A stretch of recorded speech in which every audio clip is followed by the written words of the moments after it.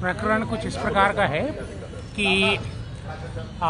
यहाँ फुहारे में वो खादी भंडार के पास में एक बंगाली हिंदू परिवार रहता था जो कि मालगुजार।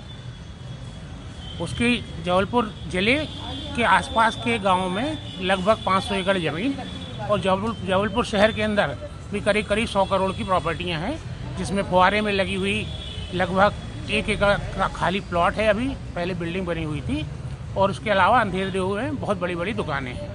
तो इस प्रकार लगभग 500-700 करोड़ की टोटल उस परिवार की प्रॉपर्टी थी, जो कि बंगाली हिंदू महिला थी। उसके 2 बेटे थे, एक 38 साल का और एक 40 साल का। तो उस परिवार के मकान के सामने 2 मुस्लिम आए और ठेला लगाते थे, वो फल बेचा करते थे। उन्होंने वो अम्मा जी से रिक्वेस्ट करी कि हमें शाम को, आपको बहुत बड़ा परिसर है तो हमारा ठेला जो है ये शाम को अपने यहाँ पार्क कर ले दिया करिए और फल की टोकरियाँ हम आपके एक कमरे में रख देंगे, उसके बदले में हम आपको मासिक किराया दिया करेंगे।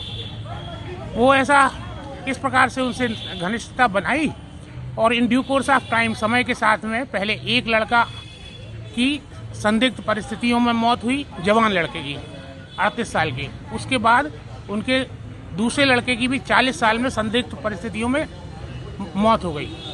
उसके बाद जो है वो महिला अकेली बची।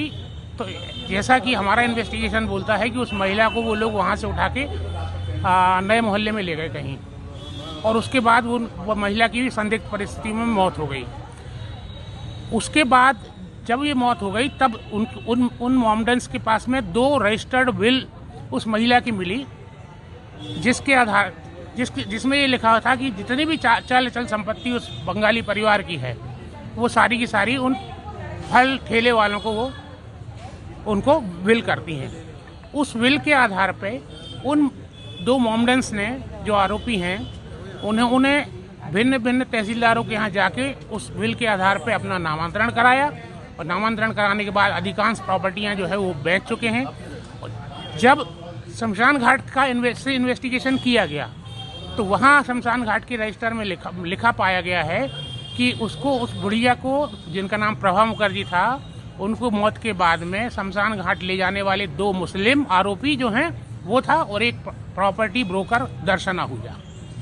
इस सब की शिकायत की गई है, जिसकी कि FIR होना चाहिए और उसके बाद पूरा इन्वेस्टिगेशन होना चाहिए। किन परिस्थितियों में 2 जवान लड़कों की मौत हुई और किन परिस्थितियों में वो उस महिला की मौत हुई, वो पैसा जो 500-700 करोड़ रुपए आया है किन किन के खातों में गया है, उसके असली बेनिफिशियरी कौन है, और इसके पीछे जो लैंड, इसको अपन बोलेंगे कि ये लैंड जिहाद का मामला है कि मुसलमानों ने एक बंगाली परिवार को एक क्रिमिनल कॉन्स्पिरेसी करते हुए उनकी हत्या भी करी और उनकी 500-700 करोड़ की प्रॉपर्टी भी हड़प ली।